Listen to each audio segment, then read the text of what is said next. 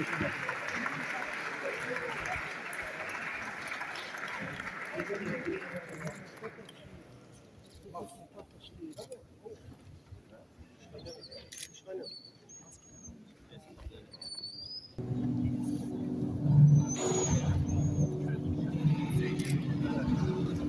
milliers d'internautes qui avaient provisoirement quitté leur commune bombardée pendant la guerre de 44 jours sont pour la plupart retournés en Artsakh dès les jours précédents pour un État aux moyens pourtant limités.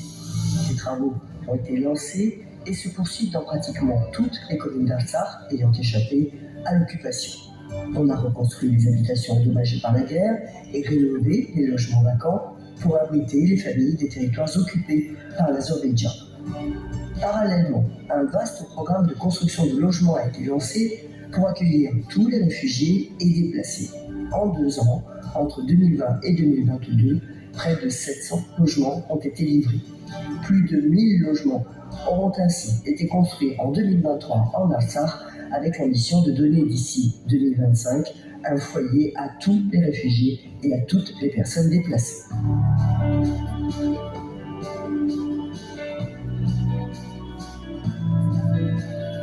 La vie continue en Artsakh. L'État a repris ses fonctions, les habitants vaquent à leurs occupations, de jeunes ménages se forment et déjà des enfants naissent. Le nombre de naissances a même augmenté en 2022 par rapport à l'année précédente. Ces enfants d'Artsakh sont comme un rayon de soleil. Ils représentent une lueur d'espoir dans le quotidien encore sombre des habitants.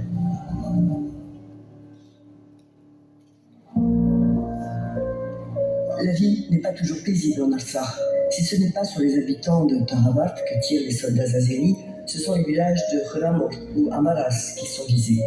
C'est ainsi depuis 2 ans. Le traité de cessez-le-feu est violé quasiment tous les jours en Artsakh. Près d'une dizaine d'Artsakhiens ont été tués ou blessés par balle après la guerre. Nombreux sont ceux qui ont échappé de justesse, gisés souvent jusque dans la cour de leur propre maison.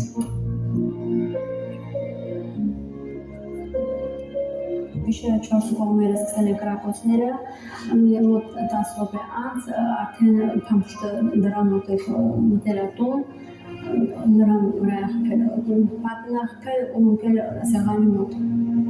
la vie que l'Azerbaïdjan réserve aux Arméniens d'Artsakh. Bakou ne fait pas la guerre qu'aux femmes et aux hommes, mais aussi à l'histoire, à toute trace arménienne dans cette région. Des centaines de monuments en zone occupée sont déjà détruits. Dans les abords de Stepanakert, à Chouchi, les travaux dits de transformation de la cathédrale Saint-Sauveur des Razanjetsot se poursuivent avec le dessein de totalement la dénaturer en lui ôtant son identité arménienne. En périphérie de Stepanakert, le bruit des marteaux-piqueurs azéris est couvert par celui des tirs venant de Chouchi.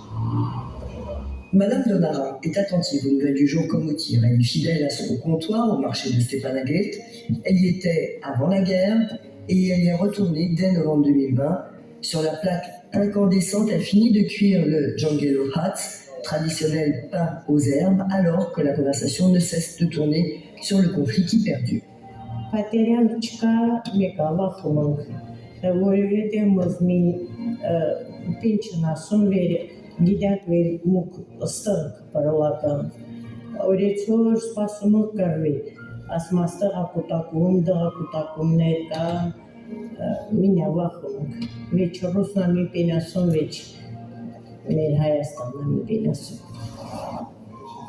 Donara ne sait pas qui sera l'acheteur de son Jungle Hats. Avant la guerre, des files d'attente se formaient devant son comptoir. Après la guerre, l'afflux des visiteurs en Artsakh s'est arrêté.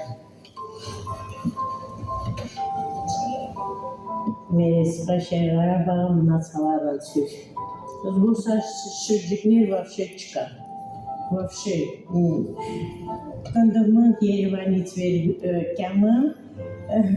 կարոտում մեջինգաված կյամն վերցնում ուտում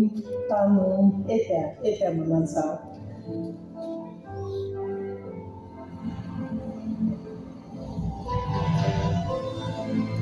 Mais Bakou s'est trompé dans ses calculs. Ni le conflit disproportionné, ni l'état de guerre latent qui a suivi n'ont réussi à déloger les Artsakhites de leurs terres. Bakou tente toujours de persuader le monde que l'Artsakh ne compte que 20 à 25 000 habitants. Ce mensonge invraisemblable s'est démenti le 30 octobre 2022. Ce jour-là, l'Artsakh a connu le rassemblement populaire sans doute le plus important de son histoire. Démontant les mensonges de Bakou, des dizaines de milliers d'Artsakhiens se sont réunis au cœur de la capitale Stepanakert pour montrer au monde entier que, malgré les difficultés, ils restent fermement accrochés à leur terre natale. Mais pour garder l'Artsakh arménien.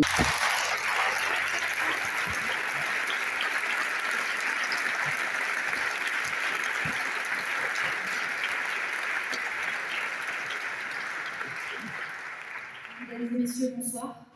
Je vais faire ma présentation en français car les traductions simultanées en arménien ont été distribuées à l'entrée. Si vous n'en avez pas eu, il en reste encore.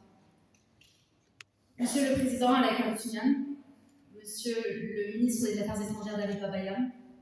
Monsieur le Ministre d'Artsakh David Echramian, Mesdames et Messieurs les parlementaires, Madame Sarah Torzili et Monsieur Emmanuel Mandon, Madame l'ambassadrice d'Arménie Assim Tolmadjian, Monsieur l'ambassadeur d'Artsakh en France, Ovanes Kebolkian, Mesdames et Messieurs les co-présidents, Ayat Oralian et Moudat Papazman, Mesdames et Messieurs, chers amis.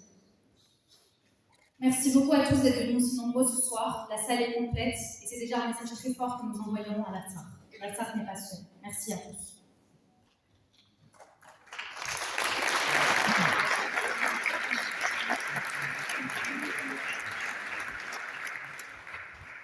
Avant de commencer cette soirée, je vous prie de respecter 1 minute de silence pour tous ceux qui sont tombés dans les dernières guerres d'Artsakh.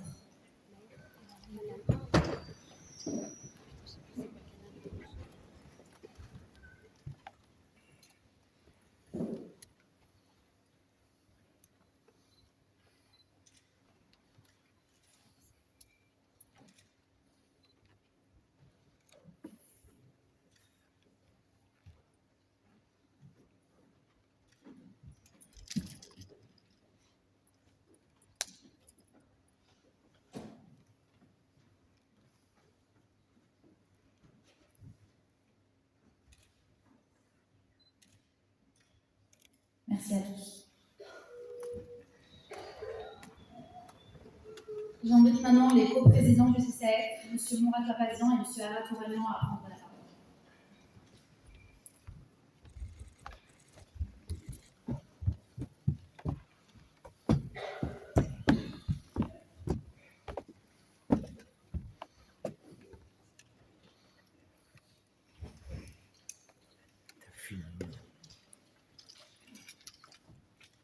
Chers amis, je vous remercie également au nom du CCF d'être venus si nombreux ce soir. Mais il est vrai que l'événement est exceptionnel puisque nous avons le grand honneur d'accueillir à Paris aujourd'hui le 5e président élu de la République du Haut-Karabakh. Je vous demande de bien vouloir lui faire une ovation.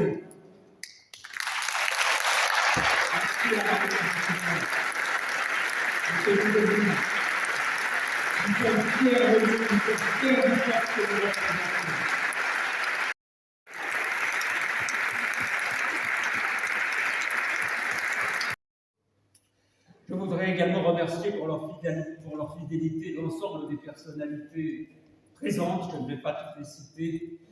Anaïs Akopian l'a fait pour nous. Mais mes chers amis, ces quelques mots d'introduction seront brefs, car nous sommes ici venus pour entendre le représentant de l'Artsakh qui est au cœur de nos préoccupations depuis plus de 30 ans. Nous savons hélas tous ce que ces visées pourraient signifier pour la population arménienne locale, compte tenu des enseignements de l'histoire et de la haine raciale inouïe qui est entretenue en Azerbaïdjan contre ce peuple. Mais nous savons également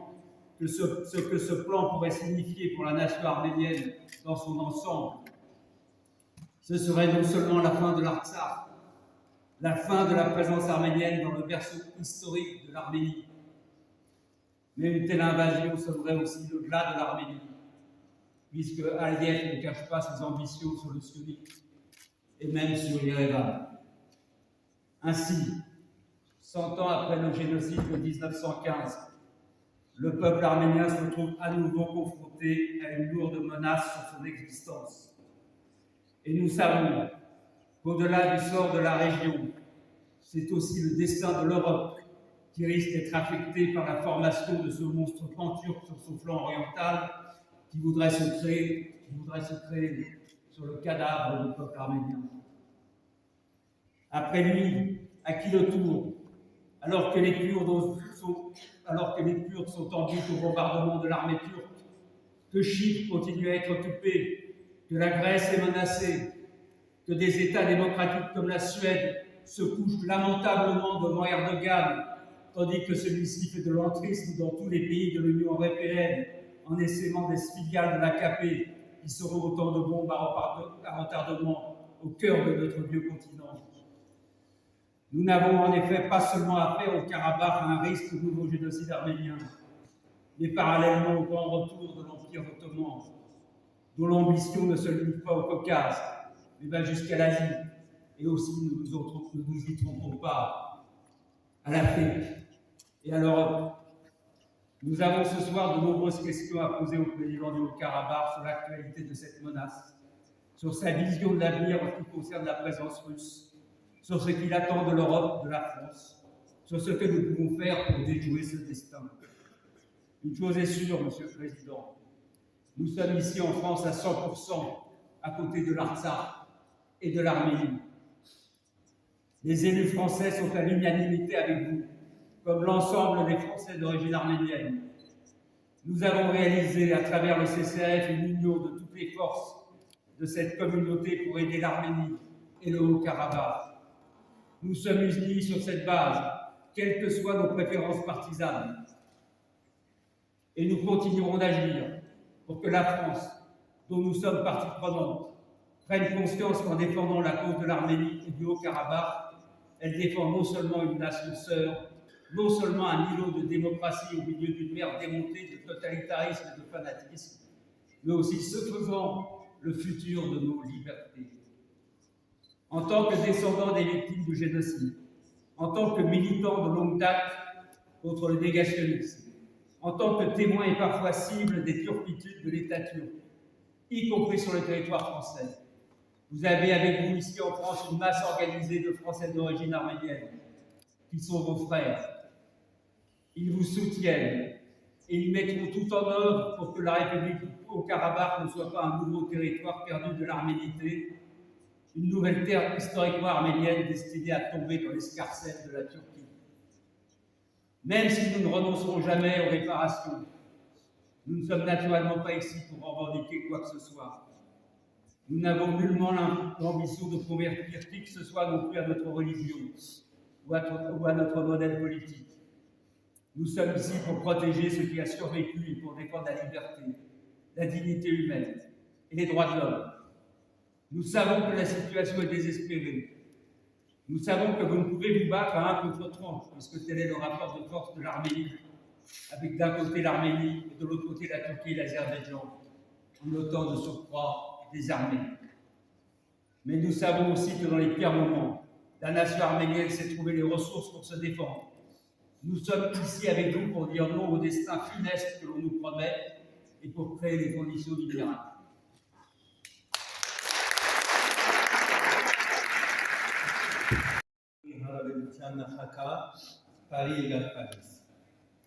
CCRF անունով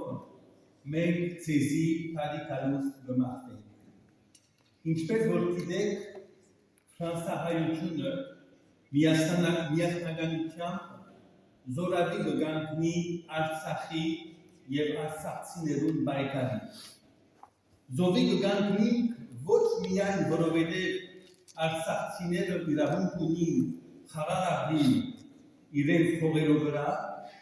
իրենց դուներու մեջ, իրենց ընտանիքներու մոտ։ Զորավի կգանքնի ոչ միայն որովհետև Արցախը հայկական է, ոչ միայն որովհետև արցախցիներու գամբով, այրունով եւ կվեով ապահովեցավ Արցախի անկախությունը։ Զորավի կգանքնի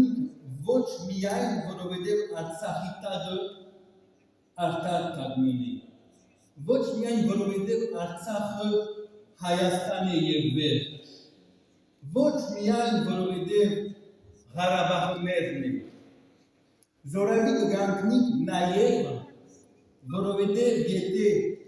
Արցախը իննա, Հայաստանը իննա։ Արցախը Հայաստանի վահանն է։ Զորավի կգանքնիկ, որովհետև Արցախի անկախության ու նպաստ պայքարը հայ ժողովրդի անվտանգության պայքար է, մահ ու կենացի պայքար է։ Մենք ցեզի հետ թեմ ենք,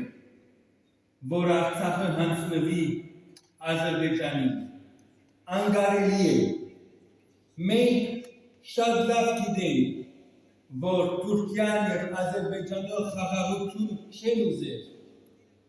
գուզել իրենց իշխանությունը հաստատել Արցախի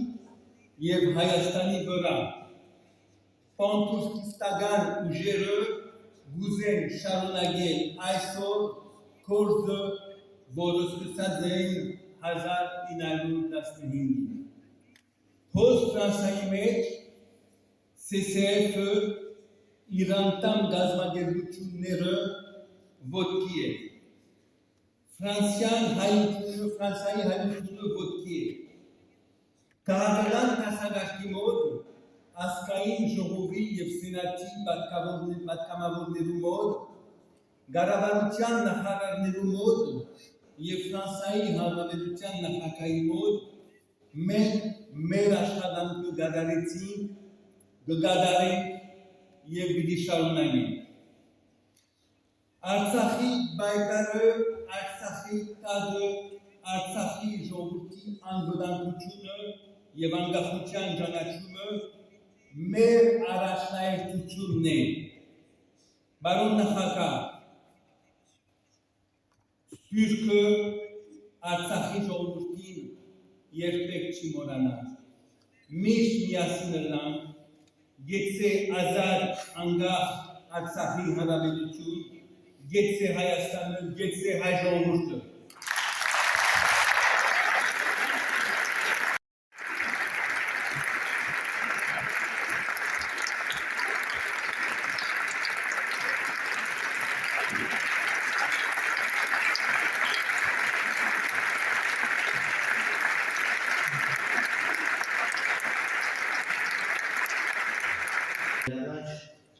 Շնորհակալություն եմ հայտնում բոլորիդ արցախայության անունից սատարելու Արցախայության պայքարի 1978 թվականից սկսած։ Երբ սկսեցինք շարժում սովետական միության դեմ, իհարկե մեզ ամեն անգամ փորձում էին տարբեր սադրանքներով, պատժամիջոցներով հետ կարգեցնել մեր անկախության, մեր առաջին փուլում ավելի ճիշտ մայր Հայաստանի միանալու, հետո անկախության պայքարից։ Միշտ ասում էին,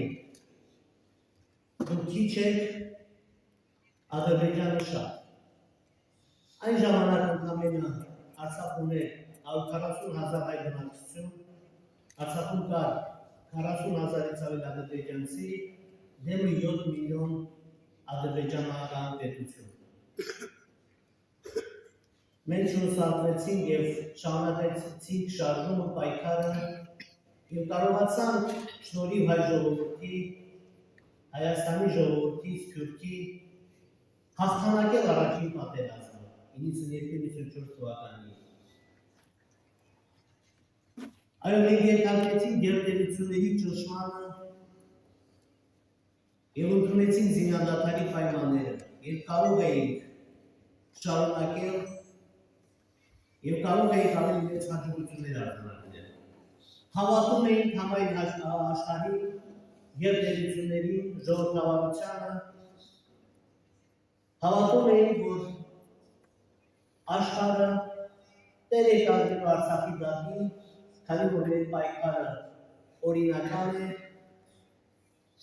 մեր պայքարը արձանացի է, ընդամենը մենք ինչ ենք ուզում, ապրենք այն տարածքում, որտեղ հազարամյակներ մեր պապերը ապրել են, որտեղ ամենածանր ժամանակներում մեզ հաջողվել է գոյատևել, իսկ քաղաքացիության այս զարգացման փուլում 21-րդ դարում, այն ժամանակ 20-րդ դարում, այսօր 21-րդ դարում կանգնել են պրոբլեմի առաջ։ Այո, մենք հաղթարել ենք ամենածանր ժամանակահատվածները, այսօր խնդիր ունենք, քանի որ համայն աշխարհը չի ընդունում արդարությունը, մարդու իրավունքները, այլ հակառակը, ընդունում է փողը, շահը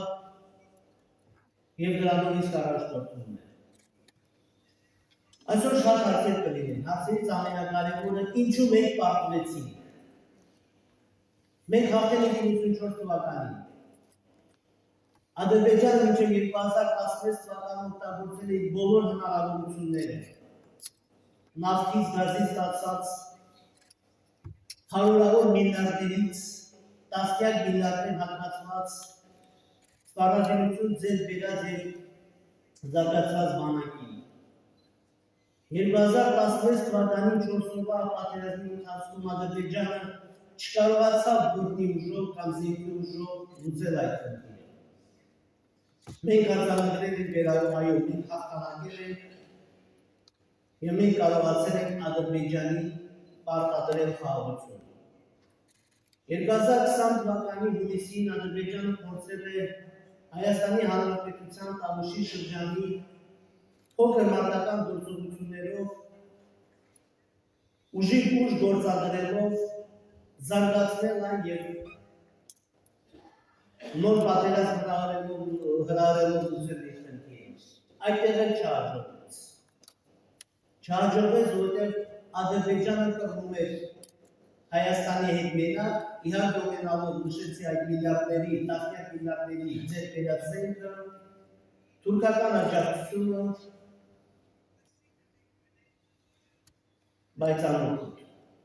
Ինչ տեղի ունեցավ 20 թվականի օգոստոս-սեպտեմբեր ամիսներին։ Սկսվեց համատեղ զորավարժություններ թուրքական և ադրբեջանական բանակի զորավարժություններ, որին հետևեց մարտական գործողություններ սեպտեմբերի 27-ին։ Արցախի հանրապետության վրա հարձակվելով ոչ թե Ադրբեջանը, այլ Թուրքիան, Ադրբեջանը և նրանց շարքերը համալրած հազարավոր ահաբեկիչներ, վարձկաններ Սիրիայից և տարբեր երկրներից։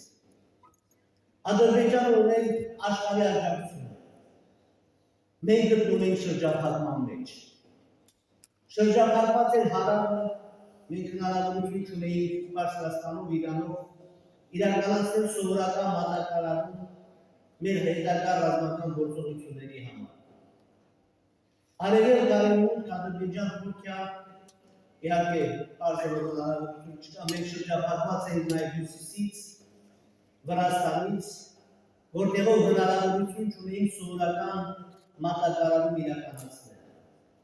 Գտնվելով շրջափակման մեջ, ունենալով սահմանափակ հնարավորություն, մեր բանակի շնորհիվ մեզ հաջողվել է գոնե կասեցնել Ադրբեջանի կայծակնային հարձակումը, պատճառել մեծ վնասներ,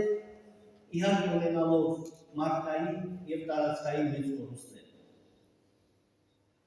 Անհնարին է պայքարը շարունակել, կռիվը շարունակել, քանի որ նշեցի գտնում ենք շրջափակման մեջ, իսկ Ադրբեջանը մատակարարվում է ամեն օր տարբեր երկրների զենքով, զինամթերքով, զինտեխնիկայով, օգտագործում են աշխարհի լավագույն տեխնոլոգիաները զենքի զինամթերքի առումով և ամենակարևորը մարդկային ռեսուրսներով։ Մենք ընդունեցինք ռուսական կողմի առաջարկությունը և նոյեմբերի 9-ին կնքվեց խաղաղության պայմանագիր։ Այսօր Արցախի հարաբերական անվտանգությունը ապահովում է ռուս խաղաղապահ զորակազմը, խրում է այն, քանի որ Ադրբեջանը այդ պլաններում համոզված է, որ հայատապելու է Արցախը և Ադրբեջանի ղեկավարությունը պարբերաբար հայտարարում է 25,000-30,000 հայ բնակչության մասին։ օրեր էին հաշվում, երբ որ դատարկվելու էր ամբողջությամբ Արցախը։ Ձախողվել է որտեղ Արցախին ունենալով այդպիսի կորուստներ տարածքային, ռեսուրսների, ֆինանսական, մարդկային, գտնվելով շրջափակման մեջ, պատրաստ է շարունակել պայքարը առաջին հերթին ապրելով Արցախում։ Դուք տեսել եք այն բազմա, ավելի ճիշտ, դա միասնության միտինգ էր, դա միասնության հավաք էր, որոնք մենք ցույց են դրել աշխարհին, որ պայքարը շարունակվում է։ Բազմահազարանոց, իհարկե մեր հաշվարկներում ավելի քան 50,000 արցախցիներ ոտքի են կանգնել պայքարելու իրենց կամքը արտահայտելու։ Այսօր տեսել եք Արցախում իրականացում է շինարարություն։ Զարգացնում է տնտեսությունը, ունենում են ծնունդներ, դպրոցներում հաճախում են երեխաները, դպրոցներ են հաճախում, մանկապարտեզներ, գործում են բարձրագույն ուսումնական հաստատությունները։ Ունենք զարգացնելու համար բոլոր նախադրյալները, եւ որը բերել է Ադրբեջանի հերթական հիսերիայի։ Մանավանդ ռուս-ուկրաինական պատերազմից հետո Ադրբեջանը ամեն օր փորձում է նոր սադրանքներով, նոր պրովոկացիաներով խնդիրներ ստեղծել Արցախը հայաթափելու։ Բայց քանի որ հնարավոր չէ Արցախը հայաթափել, ավելի մեծ վտանգ է սպառնում Արցախի ցեղասպանության վտանգը։ Այո, որտեղ մենք էթնիկ զտում հնարավոր չէ, հայաթափում հնարավոր չէ, մնում է Ադրբեջանի մի ճանապարհ, ցեղասպանության ենթարկելու իրենց ծրագրավորված քաղաքականությունը։ Չնայած մենք տեսել ենք էթնիկ զտման արդյունքում արևմտյան Հայաստանում իրականացված ցեղասպանությունը, դա նույն էթնիկ զտումն է, նույն հայաթափումն է, որը բերել է ավելի քան 1.5 միլիոն մեր հայրենակիցների կորստի, սպանդի։ Ես այստեղ եմ իմ ընկերներով, գործընկերներով բարձրաձայնելու Արցախի ձայնը առաջին հերթին Ֆրանսիայի իշխանություններին, քանի որ մենք ունենք ֆրանսիական ժողովրդի աջակցությունը, Ֆրանսիայի մեր հայկական համայնքի մասնակցությունը ակտիվ, տեսնում ենք Ֆրանսիայի իշխանությունների պատրաստականությունը օգնելու սատարելու Արցախին եւ այդ բոլորը հաշվի առնելով ոչ միայն մեր նպատակն է աջակցություն ստանալ Ֆրանսիայից, այլ Ֆրանսիայի միջոցով մեր ձայնը բարձրացնել աշխարհի բոլոր երկրներում։ Մենք ակնկալում ենք Ֆրանսիայի իշխանություններից դա, այո, Արցախը ցեղասպանության վտանգի առաջ է կանգնած։ Ամեն օր, ամեն ժամ մենք ենթարկվում ենք սադրանքների, բայց որը մեզ չուսահատեցնում։ Ես նույնիսկ ուզում եմ շնորհակալություն հայտնել ձեզ այս 30 տարվա ընթացքում սատարկ կանգնելու Արցախի ձեր կատարած աշխատանքին եւ այն պատրաստակամությանը, որը ես այսօր տեսել եմ։ Խոնարհում եմ ձեր առաջ։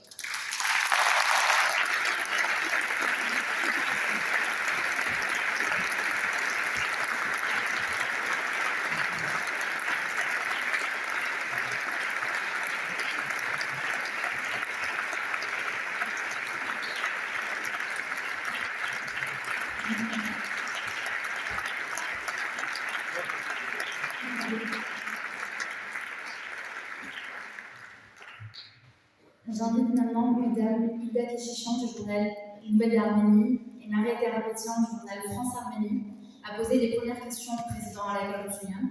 Ensuite, nous ferons circuler des micros dans la salle pour que vous puissiez poser des questions. Pour ceux qui n'ont pas encore les machines de traduction, il y en a encore quelques-unes à l'entrée, vous pouvez les récupérer. Merci.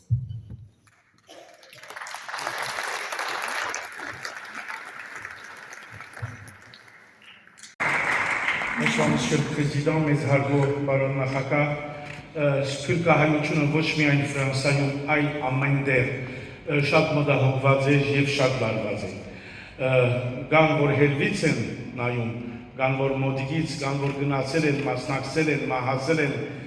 Մոնտեմոյլքոնյան Չիրիշեմ ու ուրիշ անուններ։ Ես անձամբ եղել եմ ընդեր, մինամյոտ ասֆոլկայով վիրավորվել եմ, ես լրագրող եմ եղել ձեզ մոտ։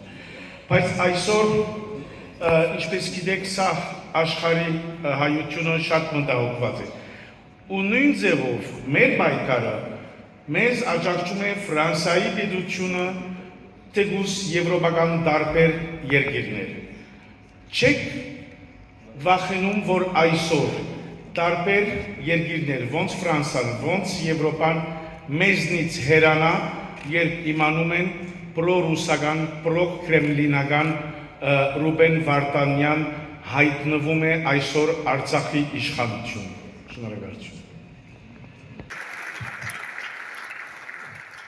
Monsieur le Président, mes հարգող պարոն նախագահ, սփյուռքահայությունը ոչ միայն Ֆրանսիայում, այլ ամենտեղ շատ մտահոգված է եւ շատ լարված է։ Կան որ հերվից են նայում, կան որ մոդիկից, կան որ գնացել են, մասնակցել են, մահացել են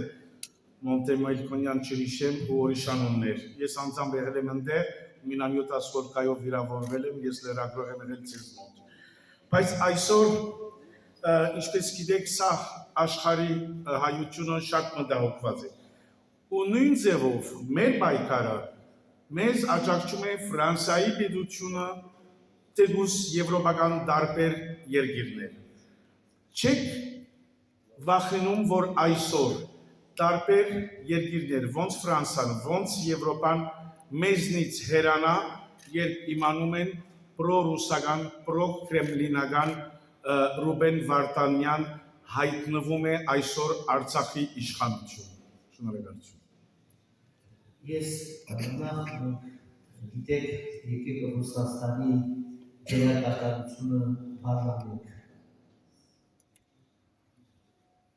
Գոնե այստեղ Արցախի երբայրությունը, որը ես նշեցի անունները, այսօր նստած են այստեղ, կենդանի են այստեղ, այսօր Ռուսաստանի Դաշնության կողմից պարտադրված այդ համաձայնագրի շնորհիվ։ Եթե չլիներ նոյեմբերի 10 կամ 11, մենք այս դահլիճում չէինք։ Մենք կկորցնեինք ամբողջությամբ Արցախը։ Մենք պարտավոր ենք հարգել այն, ինչ տեղի ունեցել։ Ես չեմ ուզում Ռուսաստանի դերակատարությունը աշխարհում գնահատական տալու, թող ես մնամ իմ կարծիքին, բայց ես նշում եմ, որ Արցախը այսօր գոյություն ունի Ռուսաստանի եւ առաջին դեպքի Ռուսաստանի ղեկավարության շնորհիվ։ Նոյեմբերի 9-ին Ռուսաստանը պարտադրել է Ադրբեջանին ընկել զինադատարը։ Ոչ թե Ամերիկան, ոչ թե Եվրոպան, այլ Ռուսաստանն է պարտադրել։ Եթե Ադրբեջանը չընդուներ Ռուսաստանի պահանջը, Ռուսաստանը կմտներ պատերազմի մեջ։ Ադրբեջանի եւ Թուրքիայի դեմ։ Մի հարց, ինչու նոյեմբերի 9-ին, ոչ նոյեմբերի 3-ին, կամ հոկտեմբերի 22-ին, կամ սեպտեմբերի 27-ին։ Իհարկե այդ հարցի պատասխանը ես չունեմ։ Այսօր Ռուսաստանի խաղաղապահարակության շրջանակներում Արցախում մենք ֆիզիկական գոյության հնարավորություն ունենք։ Նշեցի Ադրբեջանը ամեն օր փորձում է սադրանքներ իրականացնել։ Մենք հրաժարվենք Ռուսաստանից, ռուս խաղաղապահներից։ Դրա համար, եթե լիներ ավելի ամուր հստակ միջազգային երաշխիքներ, մենք մտածելու իրավունք ունենանք, հնարավորություն ունենանք։ Դրա համար եկեք հարգենք, խնդրում եմ հարգենք մեր ֆիզիկական գոյության այդ փոքր հնարավորությունը, որը այսօր իրականանում է շնորհիվ Ռուսաստանի։ Շնորհակալություն։